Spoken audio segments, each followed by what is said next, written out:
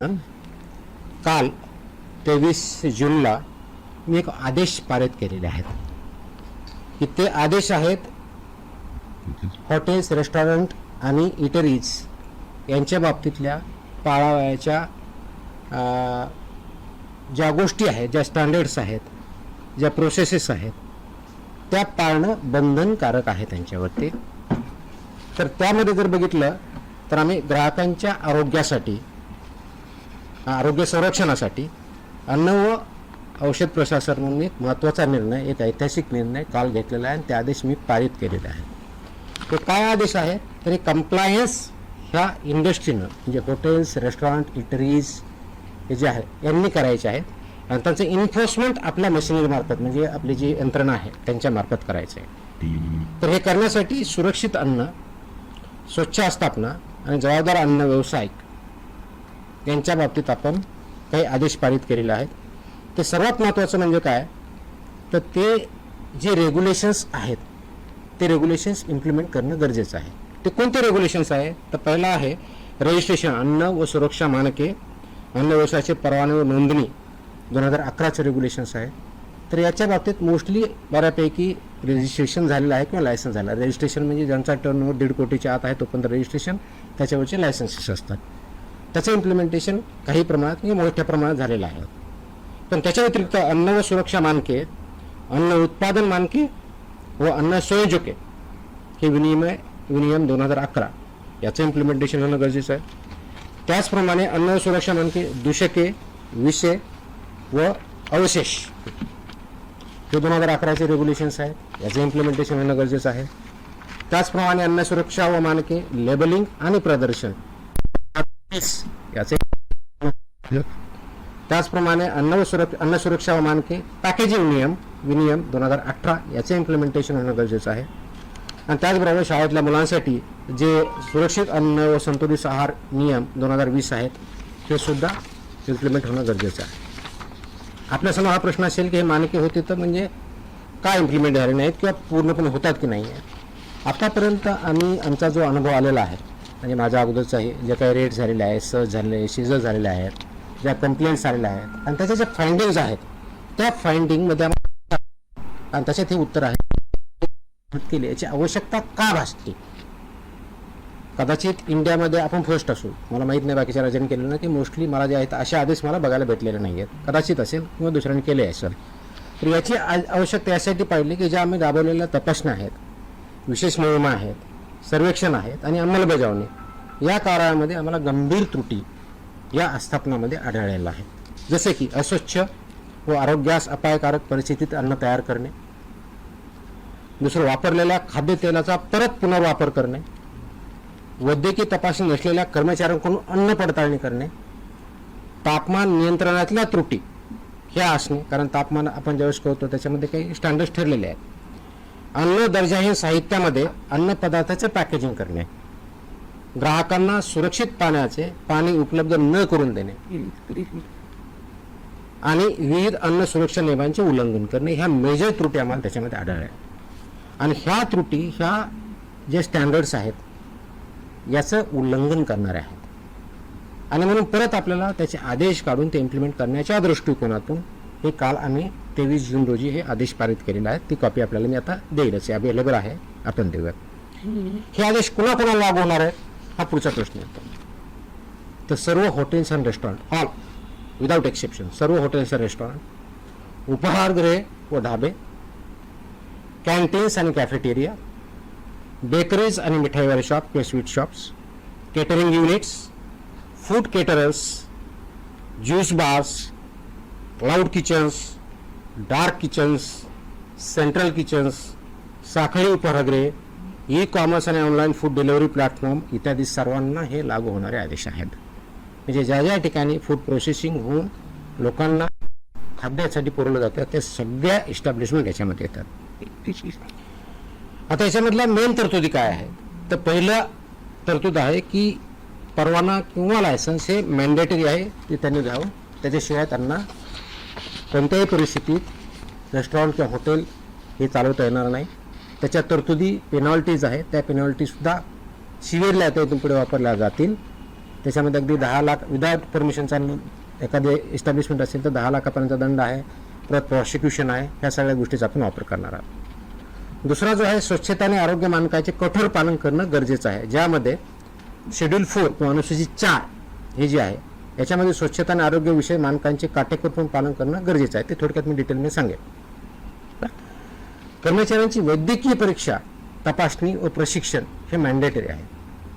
कारण जर कर्मचारी किंवा फूड हँडलर जर त्याला काही डिजीज असेल तर तो पास ऑन होऊ शकतो, म्हणून यासाठी मानकं ठरलेले आहेत. तर त्यांचं ॲन्युअल चेकअप झालं पाहिजे, त्याच्या पर्टिक्युलरली कोणत्या टेस्ट झाल्या पाहिजे ते आपण त्याच्यामध्ये मेन्शन केलेलं आहे. त्याचबरोबर सुरक्षित अन्न हाताळण्यासाठी स्पष्ट मानके जे आहे त्याच्यामध्ये कच्चे व शिजवलेले अन्न वेगवेगळे ठेवणे, फिफो तत्वाचं फर्स्ट इन फर्स्ट आउटचं प्रिन्सिपल पालन करणे, गरम व थंड अन्नासाठी निर्धारित तापमान राखणे, रंगसंकेतिक कापणी फळांचा वापर करणे, परवानाधारक पुरवठादाराकडून कच्चा माल खरेदी करणे. आता याच्यामध्ये की म्हणजे शेतकऱ्यांकडे दिलं तर तुमचा परवानगीधारक कुठं, तर त्याच्यामध्ये जी रिसीट असते त्याला सुद्धा आपण अग्रीमेंट याच्यामध्ये डेफिनेशनमध्ये काउंट केलं आहे. त्याच्यामुळे रिसीट इज, कारण याचा उद्देशच एवढा आहे की तो फूड किंवा रॉ मटेरियल कुठून आलं हे ट्रेस करता आलं पाहिजे, हा त्याच्या पाठीमागचा उद्देश आहे. त्याचबरोबर ग्राहकांसाठी मोफत पिण्यायोग्य पाणी पिण्याचं प्रोव्हाइड करणं, मोफत देणं अपेक्षित आहे. सुरक्षित पिण्याचे पाणी विनामूल्य उपलब्ध करून देणं बंधनकारक आहे. आमच्याकडे पिण्याचं नाही, फक्त बॉटल वॉटर आहे आणि ते पे विकत घ्यायला असं बंधनकारक करता येत नाही. इट विल बी व्हायलेशन, आणि अशावेळी आम्ही कारवाई करणार आहोत. तसे आम्ही त्याच्यावरती बोर्ड लावा असं मी त्यांना सांगितल्या आदेशामध्ये, त्यांना बोर्ड लावावे लागतील, त्याप्रमाणे करावं लागेल. आणि कुणी मागितलं त्यांना सांगावं लागेल की आमच्याकडे पोर्टेबल ड्रिंकेबल वॉटर आहे, ते तुम्ही पिऊ शकता. त्याच्यानंतर त्यांनी डिमांड केली तर त्यांना द्यावं. It's optional, it's not compulsory. त्याच्यामुळं ही पहिली गोष्ट करायची आहे. त्याचबरोबर मेन्यू लेबलिंग आणि पोषणची माहिती ही मॅन्डेटरी आहे. मेन्यूवरती लेबल व्यवस्थित पाहिजे, त्याचं लेबलिंग व्यवस्थित पाहिजे. त्याच्यामध्ये उपाहारगृहांनी व केंद्रीय परवानगीधारक आस्थापनी मेन्यूमध्ये कॅलरी माहिती, पोषण मूल्य आणि अलर्जन माहिती प्रदर्शन करणं बंधनकारक आहे.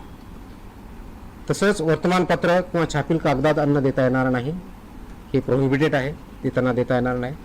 त्याचं कारण असं की अन्नदर्जा हे साहित्य, वर्तमानपत्रे किंवा छापील कागदपत्रे अन्नपद्धती गुंडाळणे किंवा वाढणे यावर रेग्युलेशननुसार बंदी आहे. वापरलेल्या खाद्यतेलाचा पुनर्वापर करता येणार नाही, ते रियूज बऱ्याच वेळेस करतात. तर फसायच्या ज्या रुको गाईडलाईन आहेत, RUC व रुको गाईडलाईन्स आहेत, त्या गाईडलाईन्सचं इम्प्लिमेंटेशन करणं बंधनकारक आहे. आणि 25 TPO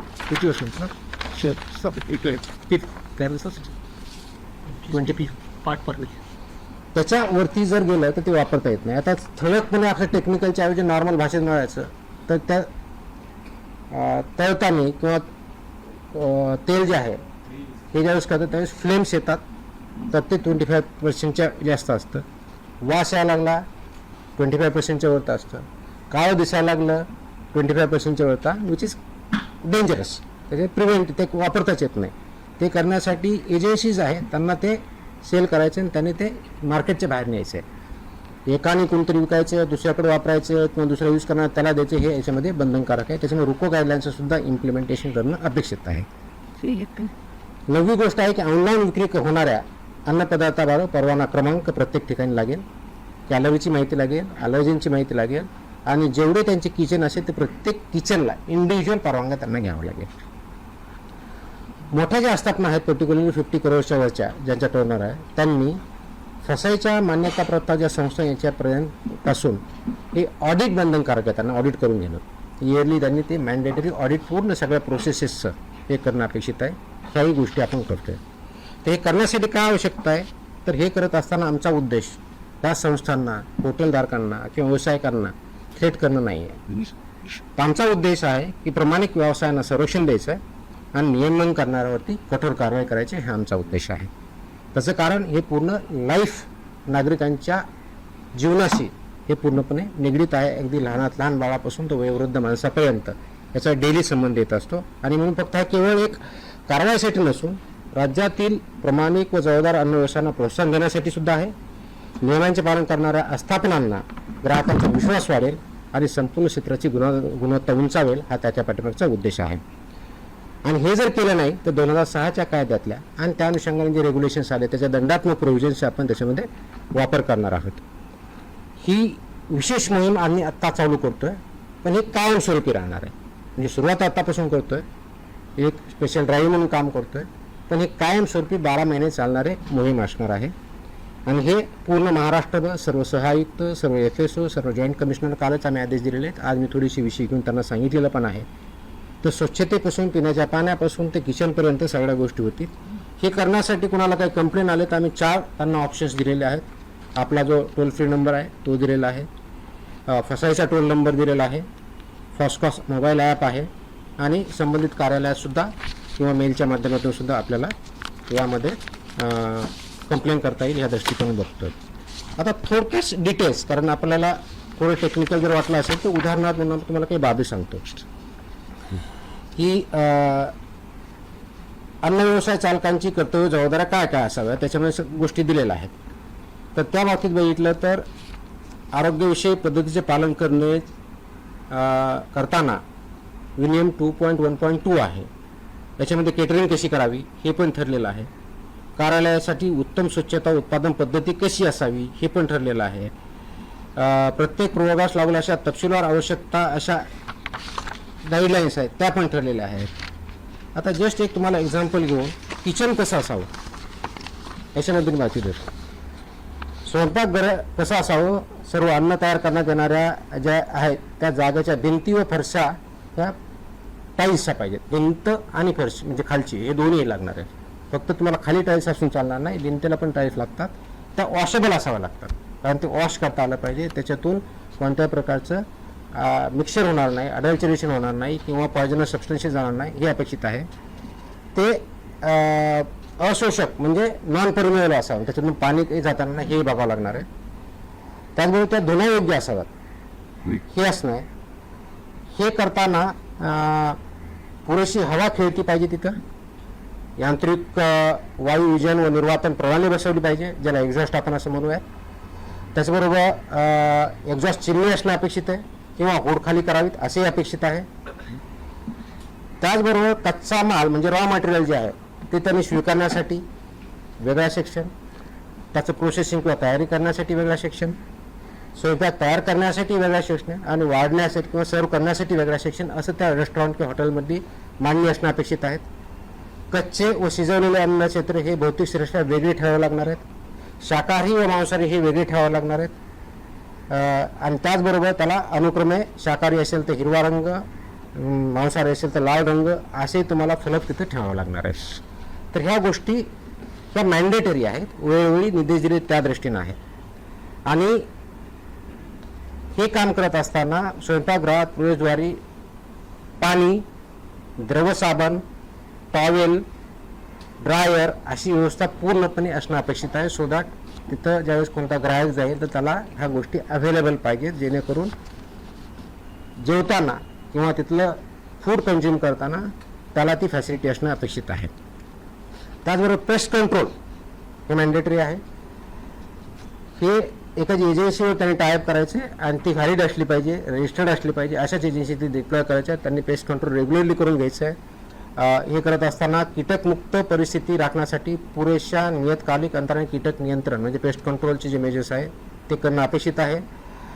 त्याचबरोबर अन्न तयारी क्षेत्रात इलेक्ट्रॉनिक फ्लाय ट्रॅप बसवावेत, त्याची साठवण, अन्नाच्या ठिकाणी उंदीर, झुरळ, माशांचा प्रादुर्भाव 0 असला पाहिजे. ते कोणत्याही परिस्थितीत ॲक्सेप्ट होऊ शकत नाही. It's absolutely not acceptable as per the rules and regulations. तर हे एक उदाहरण म्हणून आहे. याच्या ऑर्डरमध्ये मी सगळ्या गोष्टी दिल्या ज्या 10च्या आसपास गोष्टी आहेत. हे करण्यापाठीमागचा उद्देश एवढाच आहे, कारण प्रोसेस केलेलं फूड आपण ज्यावेळेस खातो त्याचे इम्पॅक्ट आपल्यावरती होतात. म्हणजे फूड पॉयझनिंग जे एक्स्ट्रीम केस आहे, पण ते दररोज आपल्या हेल्थवरती कॅलरीपासून ते चुकीच्या पद्धतीने हँडल करण्यापासून, स्वच्छतेपासून ते पाण्यापासून ते बसण्याच्या व्यवस्थेपासून तर असणाऱ्या गोष्टी तिथं कोणत्या कोणत्या आहेत ह्या मॅन्डेटरी आहेत.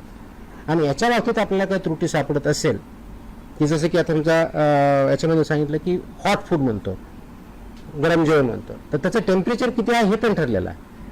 ज्यावेळेस हॉट फूड म्हणतो तर 60 डिग्री सेल्सिअस ते हीट पाहिजे. तुम्ही म्हणलं की कोल्ड तर 4 डिग्री सेल्सिअसचं पाहिजे, तुम्ही म्हणलं फ्रोझन तर -18 डिग्री सेल्सिअसचं पाहिजे.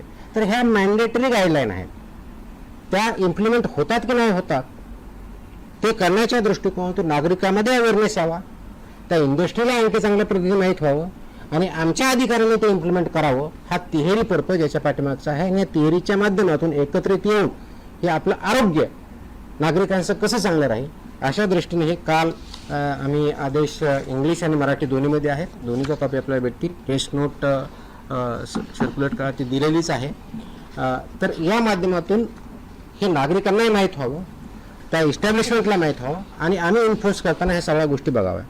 बऱ्याच वेळेस होतं की आमचे अधिकारी ज्यावेळेस जातात त्यावेळेस तिथला सॅम्पल घेतला जातो, सॅम्पलचा रिझल्ट आल्यानंतर आम्ही पुढची बघतो. पण फक्त सॅम्पल घेणं एवढ्यापुरतं मर्यादित राहायचं नाही, हे मी आदेश दिलेले आहेत की तिथे गेल्यानंतर हे जे टोटल 28 रेग्युलेशन त्याच्यापैकी 22 हे वेगवेगळ्या बाबतीत आहेत. जसं याच्या बाबतीत जवळजवळ 9 रेग्युलेशन्स मी सांगितले ह्या इंडस्ट्रीच्या बाबतीत. तर प्रत्येकाला more than 2 to 3 regulations compulsory आहेत, कारण रजिस्ट्रेशन कंपल्सरी आहे, बाकी स्वच्छतेच्या बाबतीतले आहेत. तर हे सगळे जे रेग्युलेशन त्या सगळ्यांचं रेग्युलेशनचं पालन होतंय की नाही, कंप्लायन्स ती इंडस्ट्री किंवा इस्टॅब्लिशमेंट करते की नाही हे बघणं आवश्यक आहे. आणि तशा दृष्टीने इथून पुढे तपासण्या होतील. त्याच प्रकारे सॅम्पल घेणं त्यातला एक भाग राहील. ह्या सगळ्या गोष्टीचा कंप्लायन्स त्यांना करणं